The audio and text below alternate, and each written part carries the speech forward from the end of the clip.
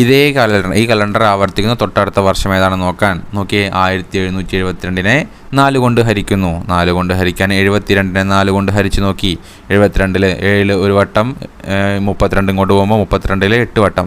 Reminder എന്താണ്? 0ആണ്. ശിഷ്ടം 0ആണ്. അപ്പോൾ നമ്മളെ റൂൾ എന്താണ്? 28 വർഷം ആഡ് ചെയ്യുന്നു. 1772 + 28 1800 എന്ന് കിട്ടി. ഇവിടെ ഒരു ചെറിയ മിസ്റ്റേക്ക് ഉണ്ട്. നോക്കിയേ, എന്താണ് മിസ്റ്റേക്ക്? 1772 4 കൊണ്ട് നിശേഷം ഹരിക്കാൻ കഴിയും. അതെന്താണ്?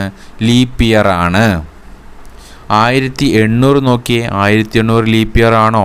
എങ്ങനെയാണ്? നൂറ്റാണ്ടുകളുടെ കേസാണ്. 1800 നൂറ്റാണ്ടുകളുടെ കേസാണ്. അതെങ്ങനെയാണ് ലീപ്പ് ഇയർ ആവുക?